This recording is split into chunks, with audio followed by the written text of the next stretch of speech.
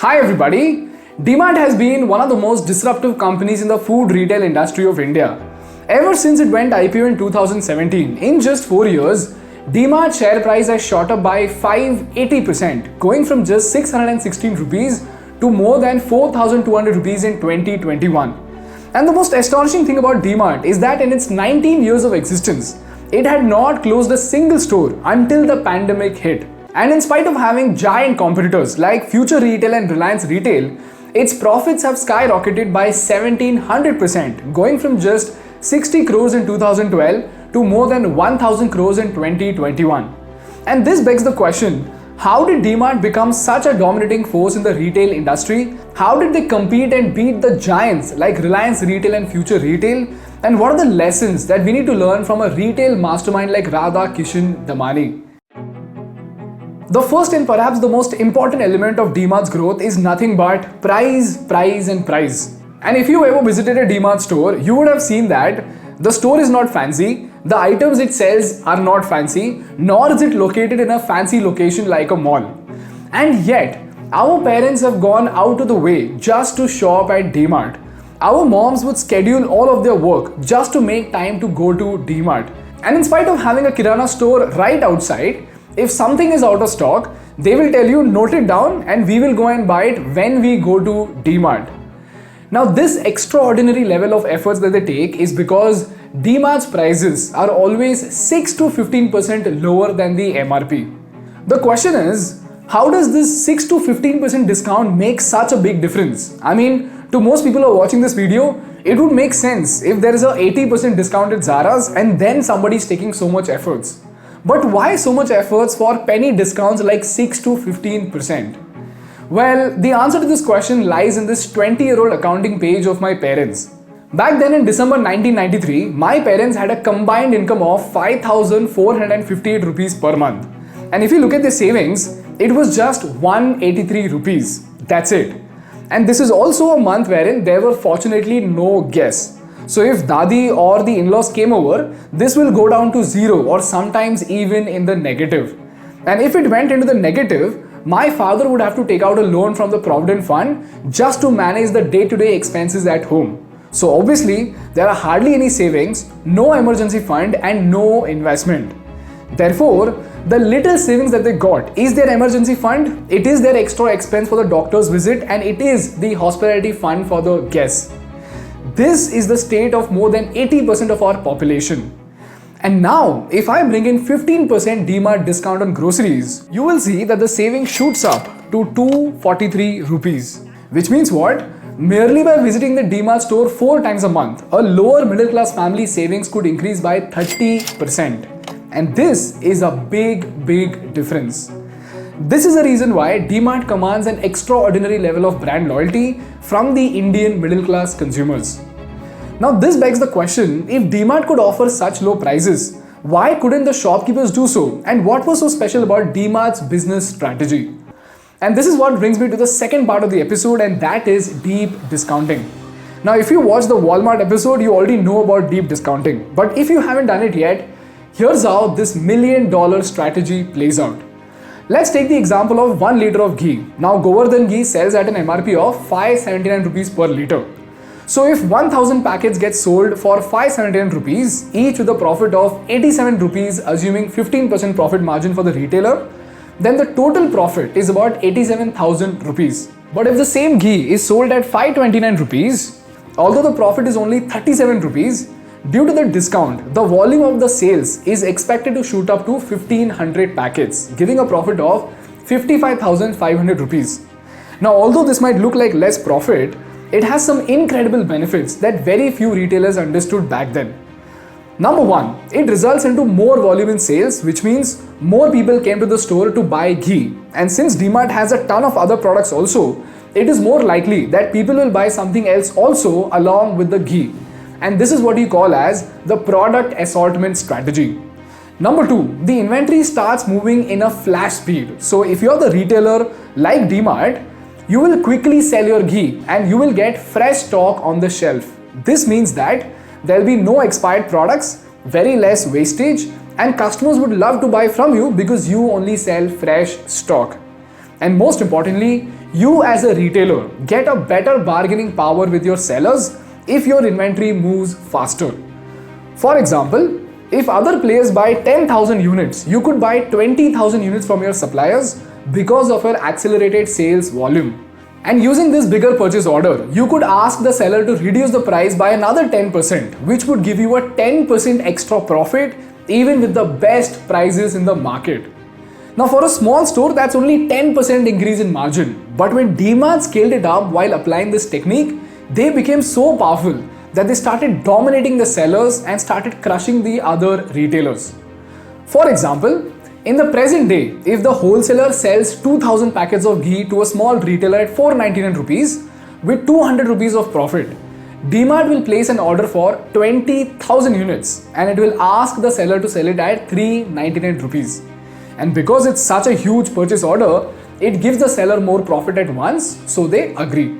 Now when normal retailers price their 499 rupees purchase at 579 rupees, which is the MRP, Dmart sells its products at 499 rupees.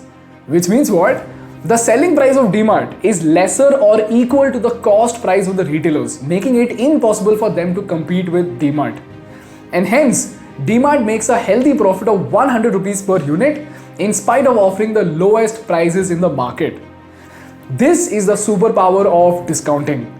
Now the question is, Dmart is able to beat all of its small retailers, that's great. But how is it competing against the giants like Big Bazaar and Reliance Retail? And this is what brings me to the third segment of the episode, and that is Dmart's competitive strategy against the giants. And this strategy could be described in just 3 words: careful, non-fancy, and ownership. Now, Mr. Damani has been extremely careful about the expansion of the Dmart stores, and you will see that in spite of being in the market for 19 years, they only have 220 stores, whereas Big Bazaar has 284 stores, Reliance Retail has more than 11,000 stores, and even more retail has 645 stores across India. And the reason why Dmart expands so slowly is because they take the time to understand their customers, build operational efficiencies, and form a solid relationship with its suppliers. This is the reason why, until 2020, Dmart had never closed a single store since its inception in 2002, and when they did recently, they have done that in order to use the store for their online wing. Whereas, if you look at its competitors, they have been on a seesaw ride, opening and closing several stores across the country.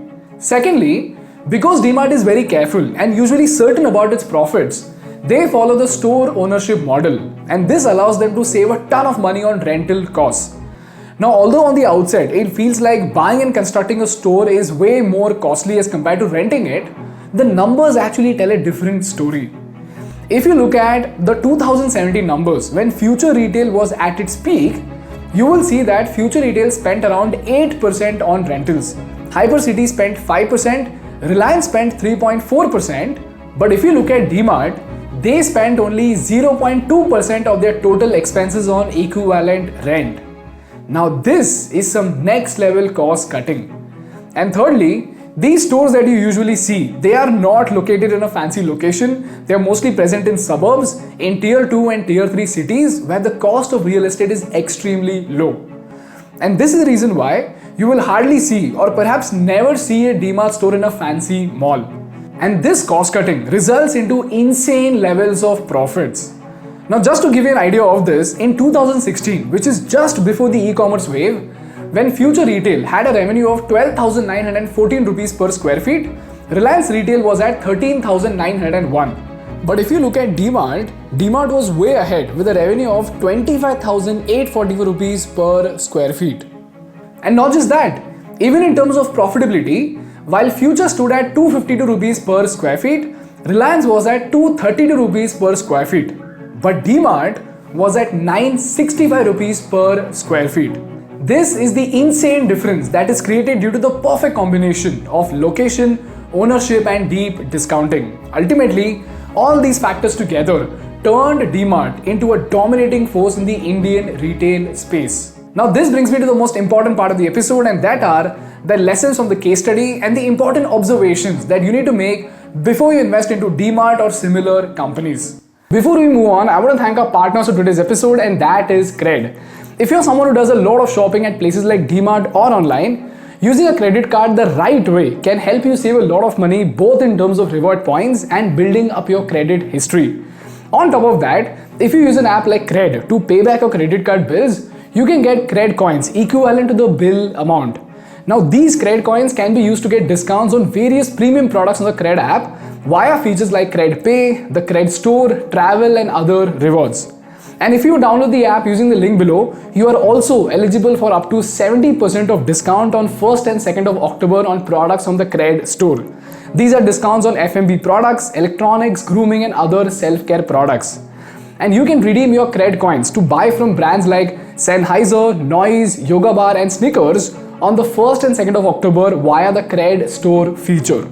Also, if you're an IPL fan, Cred also has a mega jackpot leaderboard wherein the person spending the most amount of Cred coins on the day stands a chance to win US stocks, BMW bikes, Bitcoin and more. So if you love that idea, download the Cred app from the link given in the description. Moving on to the lessons from the case study, there are 2 lessons and 2 observations that you need to make about Dmart and similar companies. Number 1, discounting is a superpower that turned Dmart into a legend. But while most of us think that Mr. Damani was able to do it only because he was rich, we miss out on the fact that this concept of discounting came from the legend Sam Walton, who was not even close to being a millionaire. So like Dhirubhai Ambani once said, ideas are nobody's monopoly. So if you can't do it alone, build a cooperative society, acquire capital and then do it. But the one thing that you should never do is shying away from ideas just because they look difficult. Number 2, the Indian middle class is the most underrated customer segment in the market. And while most businesses focus on selling to the cash-rich audience, the disposable income of the middle class, even today, is a billion-dollar market that is just waiting to be tapped. Apart from that, I want you to make these 2 observations in the Indian retail space. I'll attach both these links in the description, so do check them out and study them intricately. Number 1, if you compare the numbers of the retail players on Tickertape, you will see some insane difference in the expenses and the revenue. And look at this, guys. The revenue of Avenue, that is the parent company of Dmart, is 3 times more than Future Retail. And yet, the operating cost of Avenue is 60% less as compared to Future. Number 2, draw a comparison of 2 scenarios. Number 1 is before the e-commerce boom in 2016 and after the acceleration of e-commerce in 2021. For this, I'm going to attach a research report from HDFC, which has an in-depth analysis of the retail market in India. And over here, what I want to highlight specifically is figure number 22 that you will find on page 10. If you see, as compared to 2016, Reliance Retail's grocery wing is catching up very quickly and it is almost equal to Dmart today. And this is because of Reliance Retail's online presence. While on the other side, if you look at the rest of the competition, they are not even close. Now what remains to be seen is how is Dmart Ready going to tackle the likes of Big Basket, Reliance Retail and Grofers. And both these documents are very good data points to actually start with to understand the retail space of India. That's all from my side for today, guys. If you learned something valuable, please make sure to hit the like button in order to make YouTube Baba happy. And for more such insightful business and political case studies, please subscribe to our channel. Thank you so much for watching. I will see you in the next one. Bye bye.